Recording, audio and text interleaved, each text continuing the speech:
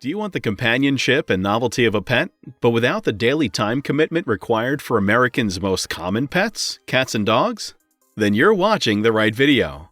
We're going to go over the top 5 low-maintenance pets for animal lovers who may be short on time or money, but firmly believe a house is not a home without a pet. Number 5.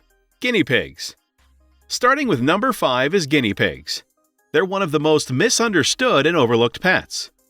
Sometimes thought to be related to pigs because of their name, guinea pigs are in the rodent family. However, unlike the filth and yuck factors associated with rats, guinea pigs are perfect low-maintenance pets because generally they're affectionate, active during the day, and showcase their spunky personalities in many different ways. Our preference is to free-roam guinea pigs. But if you're not able to do so, getting a very large playpen and allowing your guinea pig to free roam when you're at home is the right thing to do.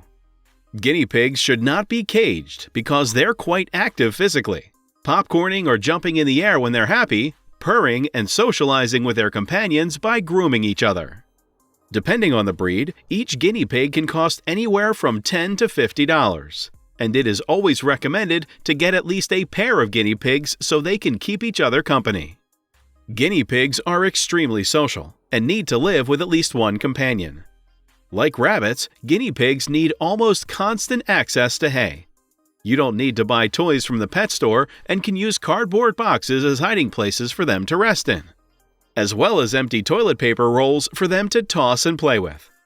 Guinea pigs that are paired up with plenty of space to roam around in, enough hay and fresh water, as well as your presence, will likely be very content. Once they get familiar with you, most guinea pigs do like physical contact with humans and would like to be held occasionally. You'll get the affection and energy of a dog, but without the need for walks and more extended playtime every day. If you take good, consistent care of your guinea pigs, they can live up to 8 years old. Number 4. Crested Geckos. Next up is Crested Geckos. Crested geckos are a type of lizard that are about 6 to 10 inches long and are sometimes described as eyelash geckos because of hair-like projections above their eyes that look like eyelashes. These projections continue all the way down their tail and add to their distinctive appearance. Bug-eyed and lacking eyelids, crested geckos are typically found in various shades of yellow, orange, brown, red, and gray. They're a great low-maintenance pet because, unlike other geckos, they don't require any special lighting and can thrive at normal room temperature. You would need space for, at minimum, a 12-gallon tall terrarium or glass container with soil and plants. Crested geckos are great climbers, so a tall tank would be best, and you'll need to be able to provide cork bark, bamboo, and a variety of branches at different heights to keep your pet stimulated physically and mentally. It's an important aspect of keeping them healthy so they can live up to 15 to 20 years with you, enjoying life together. For people who work 9 to 5, it's convenient that crested geckos only need to be fed once a day in the evening. Juvenile crested geckos need to be fed daily, but once it matures to full size, typically around 12 to 18 months, you'll only need to feed your adult crested gecko every other day. Your adult crested gecko will need powdered food from your local pet store or online, as well as insects and fruit. Perhaps one of the best benefits of being a crested gecko parent is that they're generally friendly and can get used to being held by you after the first 1 to 3 weeks of getting used to being around you. They're one of the ultimate cool lizards without the cool and aloof attitude of some reptiles. Number 3. Ants. Ants are number 3 as a somewhat obvious low-maintenance pet that are interesting to observe and good for people who want a pet while also having an on-the-go lifestyle. You can probably gather ants from your backyard or any green open space by letting them wander into a glass test tube before moving them to a formicarium, or ant farm that mimics the tunnels wild ant colonies live in. The other path of least resistance is to simply buy them online. If you do end up buying them online, one ant species we recommend is Lasius niger, a common black garden ant that doesn't bite. You'll also need a formicarium, fresh water, feeder crickets for protein from a pet store, and sugar or honey mixed with water to feed your ant colony. You'll only need to feed adult ants once a day and keep them away from direct sunlight and at room temperature. Up to 30 ants are a good start for one formicarium. It's also essential to remember that your colony has at least one queen ant. Why?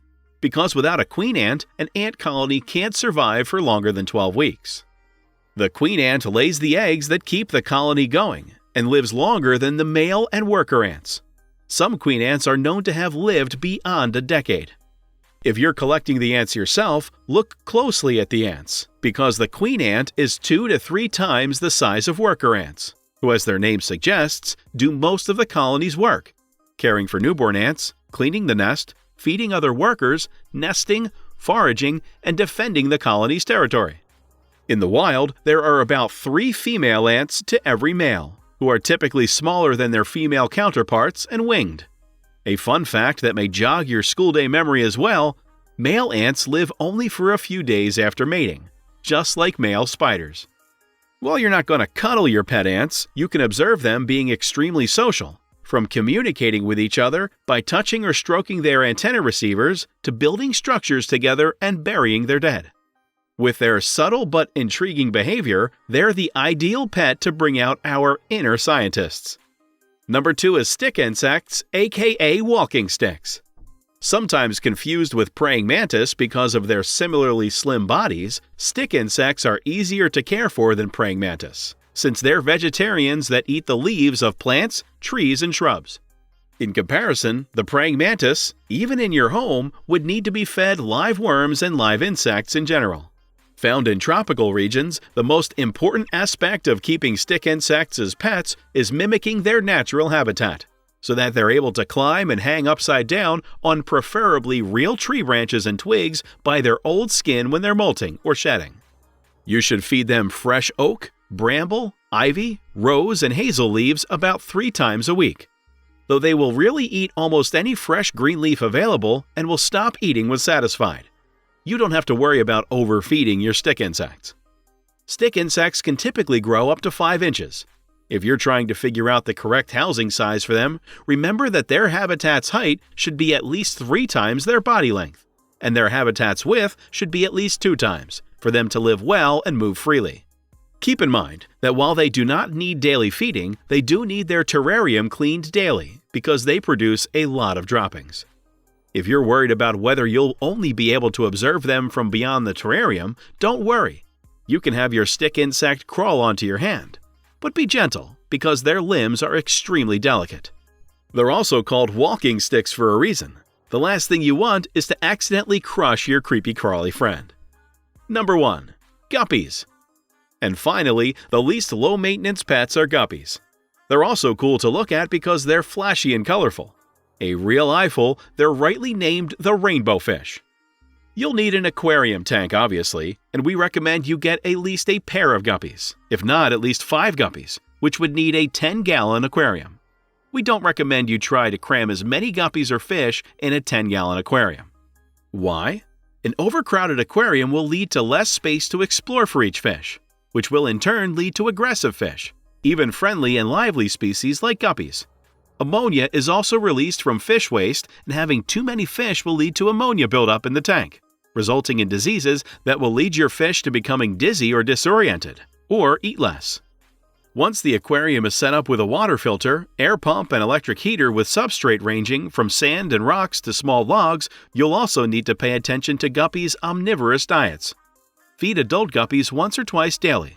One should be ground dry food flakes, and the other should be a live worm or microworm. Be careful not to overfeed them, despite them begging or coming to the surface of the tank for more food.